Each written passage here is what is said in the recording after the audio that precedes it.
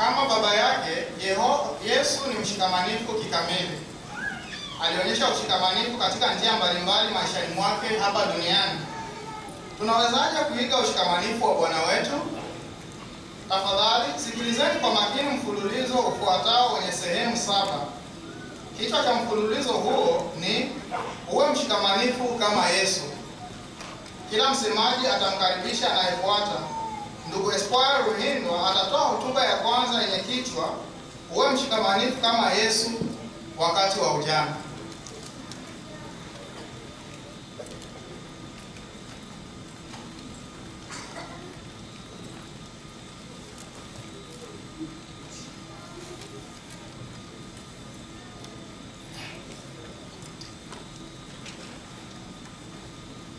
Ni kweli kwamba kudumisha ushikamanifu kwa Yehova ni jambo la muhimu. Lakini unajihisi je unaposikia uonyeshe ushikamanifu? Ni kweli kupitia hotuba hii uwe mshikamanifu kama Yesu wakati wa ujana. Katika mfululizo huu tutaweza kuona nukta kuu 3.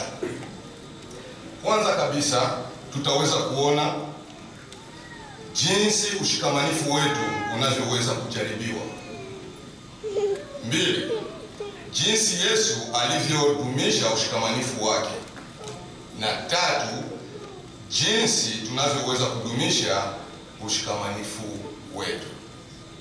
Na labda uliposikia ushikamanifu, bila shaka uliweza kufikiria moja kwa moja kitabu Igeni Imani Yao, ile sura ya 22 ambayo tumejifunza wiki iliyoisha. Na aliyeonyesha ushikamanifu huo, utaona kwamba alikuwa bila shaka alikuwa ni Petro, namna alivyoonyesha ushikamanifu kwa Yesu Kristo. Lakini namna gani hasa ushikamanifu wetu kwa Yehova hujaribiwa wakati wa ujana? Ni kweli kwamba unapotazama vijana ni wengi sana hapa. Lakini ingawa hivyo, ushikamanifu wetu tukiwa vijana unaweza ukajaribiwa jinsi gani? Ni kweli kwamba kuwatii wazazi ni sehemu muhimu inayoonyesha kwamba sisi ni washikamanifu kwa wazazi wetu na vile vile kwa Yehova Mungu. Namna gani? Baadhi ya vijana leo, kwa sababu ya kuwa na ujuzi mwingi, wanapowatazama wazazi wao wanafikiri kwamba wazazi hawajui chochote, hawana chochote, kiasi cha kwamba katika lugha fulani tunaweza sema kwamba wanaona wazazi kama vile watobwe, kwa wanaofahamu hiyo lugha, au wabono. Na labda tutasema kwa nini wanaonekana kuwa ni wabono? Inapofika kwenye kipindi cha television, kwa kweli wazazi wanajihisi kwamba hawajui lolote. Unakutana mtoto au kijana ndiye anapenda kuongoza, anataka afanye apendavyo. Na hiyo inatokana na namna gani vijana tunakubaliana na mashirika ambayo yanaendelea kutufanya tuweze kuhisi kwamba sisi ni hali ya juu zaidi. Kwenye kitabu cha Mezali sura ya 13 kistari cha 20 inaonyesha kwamba anayetembea na mwenye hekima atakuwa na hekima, lakini anayeambatana na mjinga ataweza kuumia. Kwa hiyo njia hiyo vijana bila shaka wanajaribiwa katika njia hiyo. Pointi ya pili, Yesu aliweza kudumisha ushikamanifu wake alipokuwa tafadhali, Yesu aliweza kudumishaje ushikamanifu wake alipokuwa kijana? Tafadhali, ili kuweza kupata uhakika wa jambo hilo, tufuatane pamoja kwenye kitabu cha Luka sura ya 2 kistari cha 51 na 52. Ikogo hapo tunasoma Luka 2:51 na 52 nasema, naye akashuka kwenda pamoja nao mpaka Nazareti, naye akaendelea kujitisha kwao. Pia mama yake akaweka kwa uangalifu maneno yote hayo moyoni mwake. Na Yesu akazidi kufanya maendeleo katika hekima na ukuzi wa kimwili, akipata kibali kwa Mungu na kwa wanadamu. Kama tulivyosema, Yesu alionyeshaje au alionyeshaje ushikamanifu wake? Ona kwamba andiko linasema kwamba naye aliendelea kujitiisha kwao. Kwa wana wazazi wake. Unapoangalia hapo kwenye 52 pia inasema Yesu akazidi kufanya maendeleo katika hekima na ukuzi wa kimwili. Maendeleo na katika ukuzi wa kimwili. Wewe ukiwa kijana, ni maendeleo gani sasa umefanya? Ni kweli tunafahamu unaendelea kupata ukuzi wa kimwili. Vipi ukuzi wa kiroho? Kwa kuwa ni lazima, ili kuonyesha ushikamanifu wetu kwa Yehova, ni lazima pia kuweza kuendelea kumwiga Yesu Kristo. Kama tulivyozungumzia hapo mbele, vijana wengi wanaamini kwamba wana akili nyingi kuliko wazazi wao, wanawatendea kama wanavyotaka. Na vile vile, ingawa Yesu alikuwa mkamilifu, yeye hakuweza kufanya hivyo. Tunavyofahamu, Yesu akiwa mkamilifu alilelewa kama wewe pia unavyolelewa ukiwa kijana katika familia. Lakini je, akiwa mkamilifu wazazi walikuwa si wakamilifu? Si ni kweli kwamba alikuwa na haki ya kuambia wazazi, hapana mama, hapana baba, Yehova Mungu anataka uongoze familia yako hivi? Lakini je, Yesu alifanya hivyo? Ingawa alikuwa anafahamu hilo, hakufanya hivyo. Lakini ni jambo gani aliweza kuzingatia akilini mwake alipolelewa akiwa kijana? Ona kwenye kitabu cha Kumbukumbu la Torati kile ambacho aliweza kufahamu. Kumbukumbu la Torati sura ya 6 kistari cha 6 na 7 iko huko hapo, inasema hivi: na maneno haya ninayokuamuru leo lazima yawe moyoni mwako, nawe uyakazie kwa mwana wako na kuyasema unapoketi katika nyumba yako, na unapotembea barabarani, na unapolala na unapoamka. Yesu alifahamu andiko hilo, akasema singependa kuwaongoza au kuambia wazazi fanyeni hivi. Na vivyo hivyo tukiwa vijana, tusiwakamate wazazi wetu kwamba wasiofahamu kitu, lakini ni lazima pia tusiwaone wazazi kuwa wapinzani. Ni kweli inaweza kufikia kipindi fulani yale unayopenda sio ndio wazazi wako wanapenda. Unapenda ufanye hili, mzazi anakuambia hapana, mimi tayari nafahamu chungu inayotaka kuungua na ambayo haitaungua, fanya hili. Je, utatii?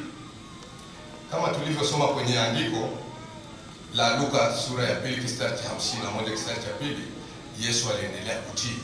Vivyo hivyo ukiwa kijana, endelea kuonyesha utiifu wako. Vipi kisa kilipotokea Yesu alipokosekana mahali?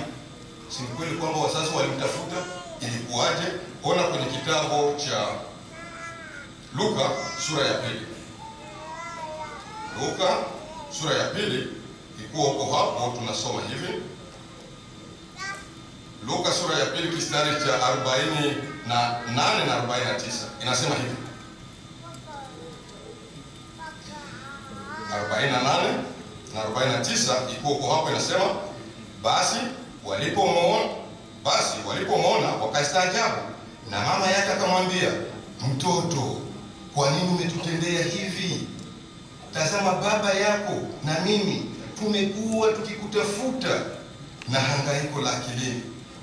49 lakini akawaambia, ni nini? Kwa nini mlilazimika kunitafuta?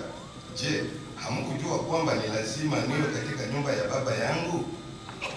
Ona kwamba Yesu aliweza kuwajibu kwa njia ya upole. Lakini ingekuwa leo, labda ungesema, ulikuwa unatafuta mimi, niambie shida yako. Ona kwamba Yesu hakufanya hivyo, alinyenyekea. Hamkujua kwamba ni lazima niwe katika nyumba ya baba? Unaona? Kwa hiyo vijana, ni lazima tufanye hivyo au kuweza kuiga kwa njia hiyo. Pointi ya 3, tunaweza kudumishaje ushikamanifu wetu tukiwa vijana? Kwanza, ni lazima tukiwa vijana tusiwe wepesi wa kujibu. Baba au mama anataka kuambia kitu, tayari unamwambia I know. You know what? Unajua nini? Sikiliza.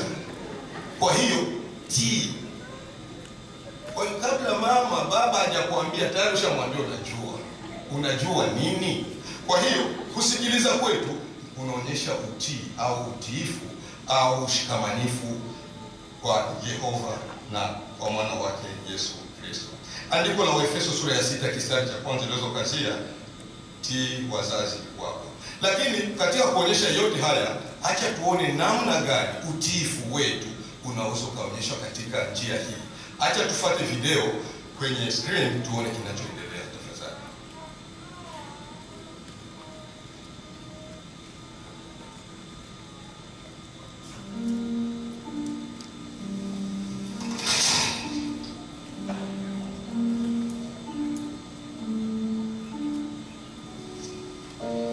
Natumaini hukupanga kulala siku nzima.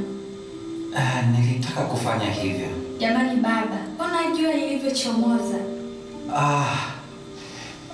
Sawa.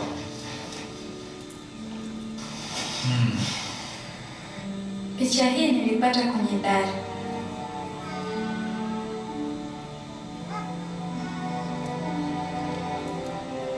Kumbe unaweza kupiga fiddle.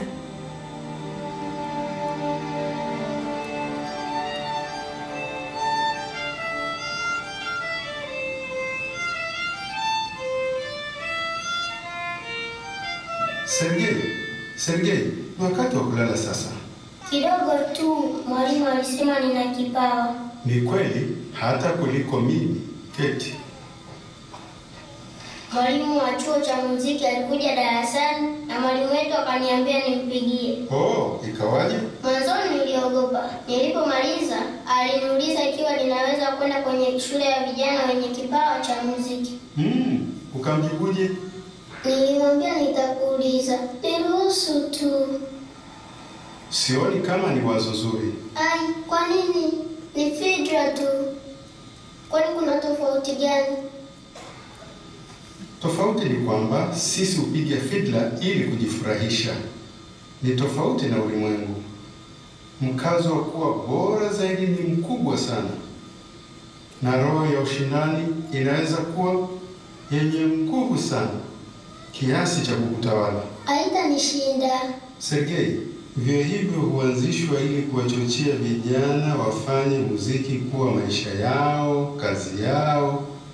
Utazungukwa na watu wasiompenda Yehova. Kutaweza kweli? Sijui, lakini ningependa kupiga fiddle kuliko kitu kingine chochote.